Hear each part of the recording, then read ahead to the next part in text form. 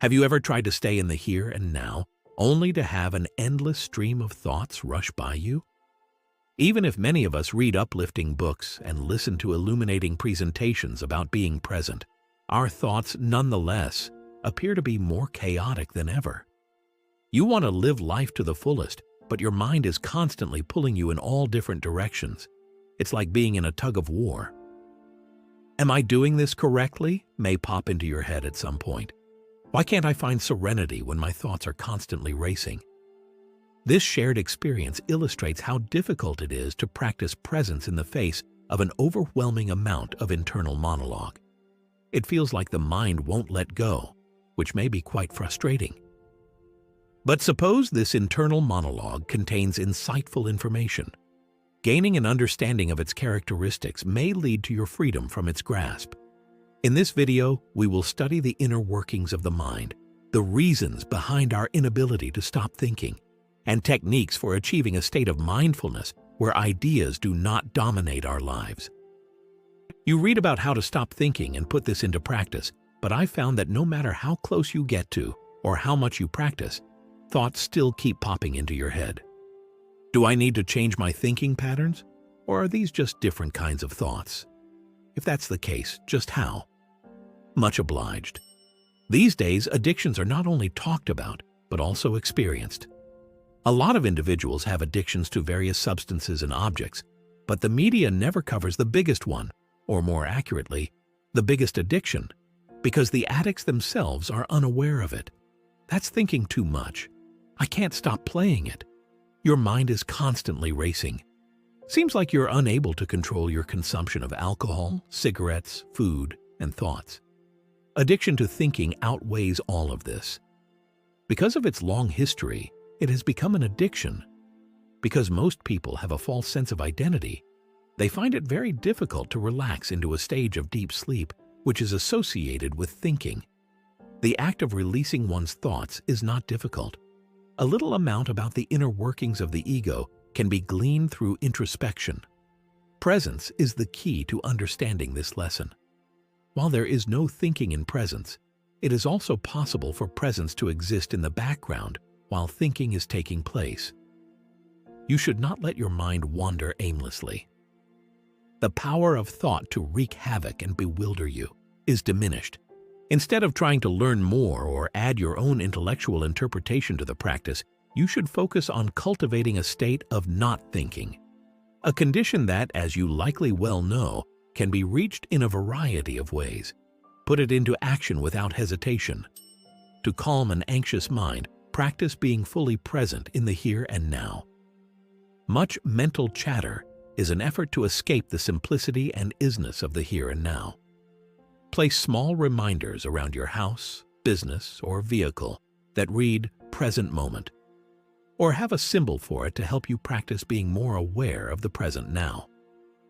The current moment can be accessed from various angles. Thinking lessens when one is mindful of the present moment.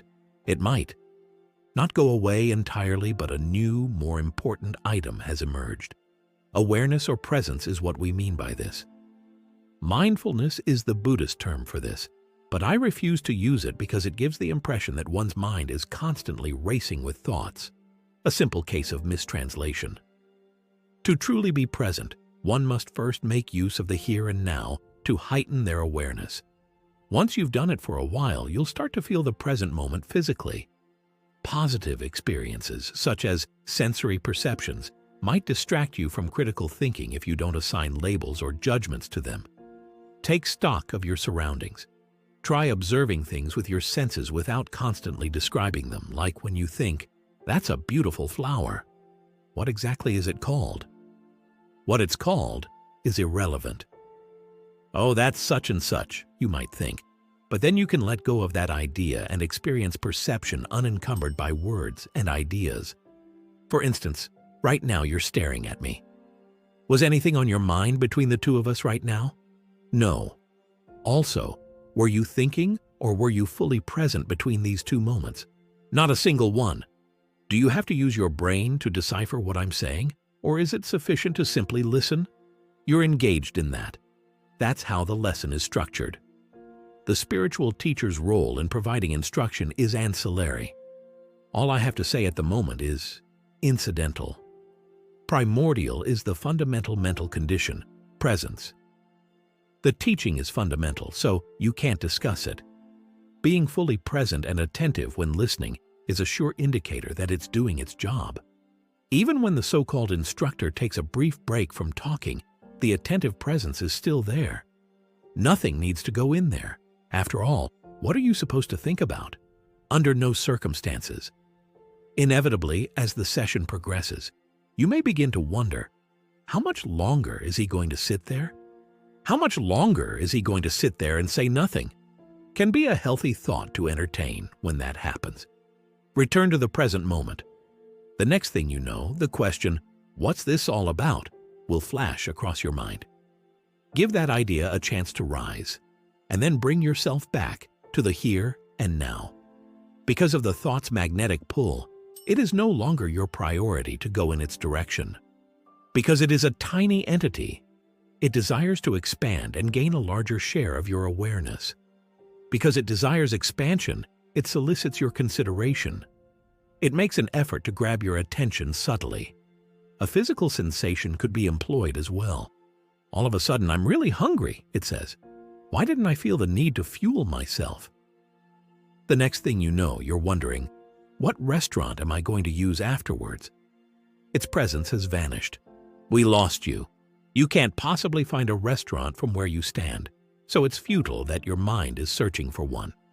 This suggests that your thoughts have derived from some physical object, but it can make use of a wide variety of materials to attract your attention and produce more. The key is not so much knowing how it works intellectually as it is just realizing that this is how the mind works if you aren't cautious. It entices you with its allure. I don't mind. That is its function. When you realize that, you may let thoughts come to you without letting them lead you astray, which is always into even bigger thoughts. When you detect a scent, you'll act much like my dog. The dog is typically okay when she is not leashed. She will simply run around you. However, all of a sudden, she detects a scent and takes off running, oblivious to her environment and everything else. If she continues to pursue that scent, she risks becoming disoriented. Sometimes she simply vanishes, disappearing off into the distance. That is the experience of going along with a thought. This is how it works. Just 20 minutes after you fall asleep, your mind might go from being slightly peckish and considering eating out to dwelling on how terrible your life is. Ultimately, being fully present is all about recognizing this dynamic. Ideas will come, but you may choose not to let them consume you.